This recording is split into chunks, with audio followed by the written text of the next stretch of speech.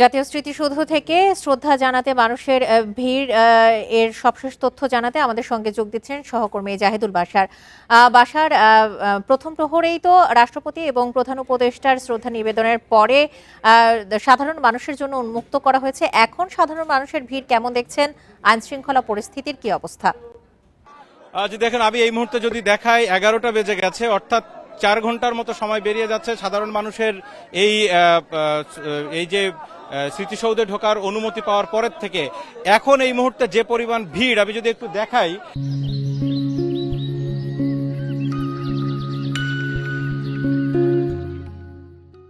এখানে আমাদের পাশেই অসংখ্য মিছিল কিন্তু এখনো রয়েছে স্মৃতিসৌধে।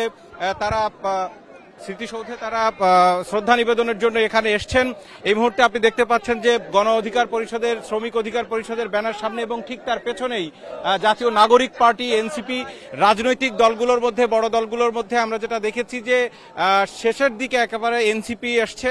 মোটামুটি বাকি সব দল তারা প্রায় শ্রদ্ধা নিবেদন করে চলে গেছেন। এনসিপির এখানে আমরা অনেককেই দেখতে পাচ্ছি। এখানে এনসিপির আহ্বায়ক নাহিদ ইসলাম যেমন আছেন, সার্জিস আলম, এখানে আক্তার হোসেন রয়েছেন, এরকম আমরা পাটোয়ারিকে দেখতে পাচ্ছি। অর্থাৎ এনসিপির মোটামুটি শীর্ষ নেতা প্রায় সবাই রয়েছেন। এছাড়া এর আগে আমরা বিএনপি, এখানে জাতীয় পার্টি, কৃষক শ্রমিক জনতা লীগের বঙ্গবীর কাদের সিদ্দিকী সহ লতিফ সিদ্দিকী, তারা দুই ভাই একসাথে এসেছিলেন।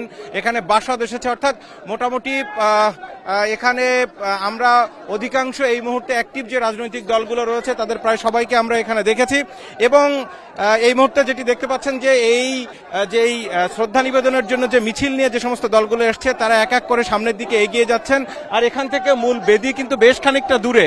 অর্থাৎ সকালের দিকেই যেমনটা বলছিলাম যে অন্যান্য সময় আমরা যেটা দেখি 11টা-12টার দিকে মোটামুটি এই শহীদ বেদি বা এখানে যে স্মৃতিসৌধের যে পুরো কমপ্লেক্স কিন্তু অনেকটা ফাঁকা হয়ে যায়। কিন্তু এবারের মানুষের যে ঢল, মোটামুটি 1টা-2টা পর্যন্ত এই ঢল অব্যাহত থাকবে তেমনটি কিন্তু ধারণা করা হচ্ছে।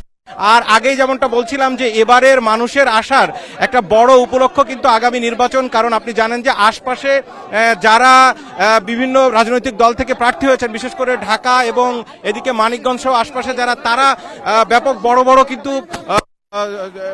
মানুষের মিছিল নিয়ে, নেতাকর্মীদের মিছিল নিয়ে, সমর্থকদের নিয়ে এই স্মৃতিসৌধে এসছেন।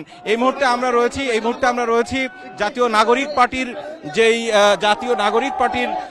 যে মিছিলটি সেখানে রয়েছে।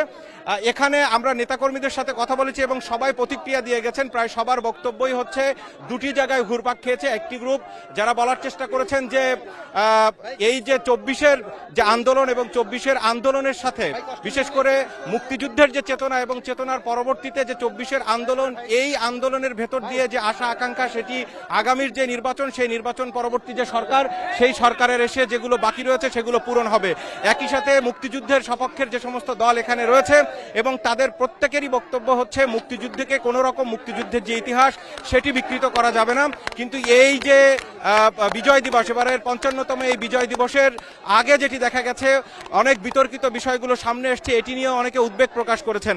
দেখুন, এখানে আমরা কথা বলছিলাম এবি পার্টির মহাসচিবের সাথে, তিনি কথা বলেছেন, তাকে এই প্রশ্নটি আমরা করেছিলাম। কিন্তু এখানে আমরা দুই ধরনের মত পেয়েছি। তাদের ভিতরে একটি বক্তব্য হচ্ছে যে ইতিহাস চর্চা হওয়া দরকার, কারণ গত 16-17 বছর ধরে মুক্তিযুদ্ধের চেতনাকে বিক্রি করা হয়েছে এবং সঠিক ইতিহাস জানতে দেওয়া হয়নি, এটি তাদের দাবি। একই সাথে এখানে বিএনপির যারা এসেছিলেন, বিএনপির কিন্তু জাতীয় স্থায়ী কমিটির আমরা কয়েকজনকে দেখেছি।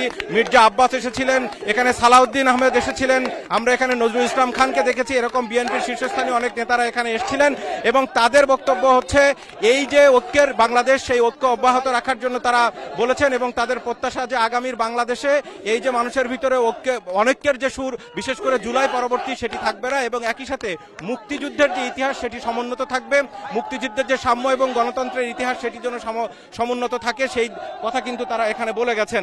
আমরা যদি এই মুহূর্তে একটু উপরের দিক থেকে দেখাই, আপনি এখনো পেছনে অসংখ্য মিছিল, অসংখ্য মানুষ কিন্তু এখানে অপেক্ষা করছে এই শহীদ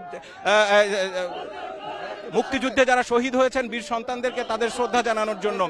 আমি এখানে একটা বিষয় আমরা অন্যান্যবার যেটি দেখি যে বিশেষ করে বিভিন্ন শিক্ষা প্রতিষ্ঠানের ছোট শিক্ষার্থীদেরকে আমরা দেখি স্কুলের বা হাই স্কুল পর্যায়ের শিক্ষার্থীদের, এবার আমরা কিন্তু সেই ছোট শিক্ষার্থীদের একটু তুলনামূলক কম দেখছি, কারণ খুব সম্ভবত এবার যে মানুষের বিশেষ করে আপনি যদি এই অন্তর্বর্তী সরকারের সময় এটি দ্বিতীয় বিজয় দিবস, তো প্রথম বিজয় দিবসের সাথে তুলনা করলে এবার বিশেষ করে রাজনৈতিক দলগুলো এবং বিশেষ করে বিভিন্ন সামাজিক সংগঠন এবং বিভিন্ন যে সাংস্কৃতিক সংগঠনের এবারের যে পরিমাণ অ্যাক্টিভিটিস আমরা দেখছি, গতবার অর্থাৎ প্রথম বিজয় দিবসে কিন্তু আমরা তেমনটা আমরা দেখিনি। তো এই এখন আপনি যেটি দেখতে পাচ্ছেন যে এনসিপির যে মিছিল, সেই মিছিলটা আস্তে আস্তে করে শহীদ বেদির দিকে, বিশেষ করে স্মৃতিসৌধের যে বেদিতে ফুল দেওয়া হয় সেই ফুল দেওয়ার দিকে এগিয়ে যাচ্ছে এবং তারা এই ফুল দেওয়ার শেষে তারা কিন্তু এখানে ব্রিফিং করবে, তারা তাদের বক্তব্য সেখানে উপস্থাপন করবে।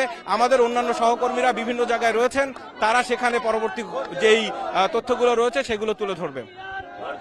বাশার, আপনি আমাদের সঙ্গেই থাকুন। আমাদের সঙ্গে আরেক প্রান্ত থেকে যোগ দিচ্ছেন তানভীর আহমেদ, যাচ্ছি তার কাছে। তানভীর, আপনি নিশ্চয়ই দেখছিলেন যে আমাদের সহকর্মী জাহিদুল বাশার জানাচ্ছিলেন এনসিপি সহ অন্যান্য যে সব রাজনৈতিক সামাজিক সাংস্কৃতিক সংগঠন আছে সেখান থেকে শহীদ জাতীয় স্মৃতিসৌধে শ্রদ্ধা জানাতে আসছেন সর্বস্তরের মানুষ। আপনি যে প্রান্তে আছেন সেখানকার সবশেষ কি অবস্থা দেখতে পাচ্ছেন? আর যেহেতু স্মৃতিসৌধে এখন পর্যন্ত লম্বা মিছিল নিয়ে অনেক সামাজিক সাংস্কৃতিক সংগঠন থেকেই শ্রদ্ধা জানাতে আসছেন, এই ভিড়টি নিশ্চয়ই আশপাশের সড়কেও প্রভাব ফেলেছে, সেই বিষয়টিও একটু জানাবেন।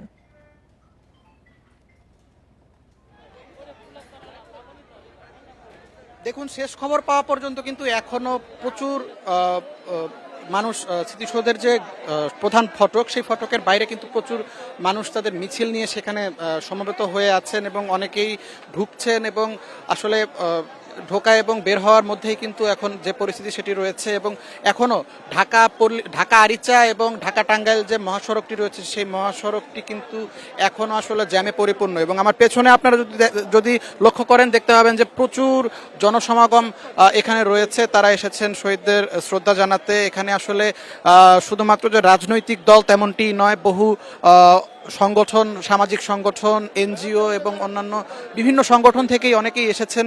এখানে বাংলাদেশ ডেভেলপমেন্ট ব্যাংক এবং অন্যান্য আরও অনেক সংগঠন রয়েছে। কিছুক্ষণ আগে গণ অধিকার পরিষদের জুনায়েদ সাকি তিনি এখানে এসেছিলেন শ্রদ্ধা জানাতে। পাশাপাশি তার আগের কথা যদি বলি, যেমনটি আমাদের সহকর্মী বাশার যেমনটি বলেছেন যে এনসিপি নেতাকর্মীরা এসেছিলেন, তারা এখানে পুষ্পস্তবক অর্পণ করে তারপর এখান থেকে আসলে তারা বিদায় নিয়েছেন কিছুক্ষণ আগে। এছাড়াও বিভিন্ন সামাজিক সংগঠনের নেতাকর্মীরা এখানে এসেছেন এবং এসব সংগঠনের কথা যদি বাদ দেই, অনেক সাধারণ মানুষও কিন্তু সকাল থেকে এখানে এসে উপস্থিত হয়েছেন এবং তারা এখানে আসলে শহীদদের পুষ্পস্তবক অর্পণ করছেন। এবং এখানে জাতীয় স্মৃতিসৌধে কিন্তু অসংখ্য অজ্ঞাতনামা অর্থাৎ নাম না জানা যে শহীদ রয়েছেন তাদের এখানে গণকবর রয়েছে এবং এই গণকবরে শ্রদ্ধা জানাতে প্রতি বছরই স্বাধীনতা দিবস এবং বিজয় দিবসে এখানে কিন্তু সাধারণ মানুষের পাশাপাশি বিভিন্ন রাজনৈতিক সংগঠন এবং অঙ্গ সংগঠন, পাশাপাশি সামাজিক সংগঠনের যারা কর্মী রয়েছেন তারা এখানে এসে ভিড় জমায়। এবং আরেকটি বিষয় যেমনটি আমাদের সহকর্মী বাশার জানিয়েছিলেন যে সামনে নির্বাচন এবং নির্বাচনের বিষয়টি যদি বলি যে সাভারকে কেন্দ্র করে কিন্তু এখানে দুটি আসন রয়েছে, একটি ঢাকা 19 আর একটি ঢাকা 18। এবং সাভার থেকে ঠিক 30 থেকে 35 কিলোমিটার দূরে মানিকগঞ্জ জেলা, মানিকগঞ্জ 1 এবং 2, অর্থাৎ মোট 4টি আসন রয়েছে। এবং এই 4টি আসন থেকে বিপুল সংখ্যক নেতাকর্মী ঠিক গতকাল মধ্যরাত থেকে এখানে স্মৃতিসৌধের প্রধান ফটকের সামনে এসে ভিড় জমিয়েছে এবং গতকাল মধ্যরাত থেকেই কিন্তু প্রচণ্ড জ্যাম ছিল রাস্তায় এবং এখনও কিন্তু যানবাহন চলাচল স্বাভাবিক হয়নি। এখনও প্রচুর নেতাকর্মীরা এখানে এসে ভিড় জমাচ্ছেন, তারা ফুল দিচ্ছেন এবং পাশাপাশি তারা এখানে অবস্থান করছেন শহীদদের শ্রদ্ধা জানাতে। এবং অনেকেই আসলে নিজের পরিবারের লোকজন নিয়ে এসেছেন এখানে এবং দেশপ্রেমের যে একটি জাতিসত্তা এবং এই সত্তা, সেই সত্তাকে আসলে মনে পরিস্ফুটিত করার জন্য আসলে তারা তাদের একদম ছোট্ট যে শিশু পরিবারের ছোট্ট সদস্য তাদেরকে নিয়ে এখানে উপস্থিত হয়েছেন।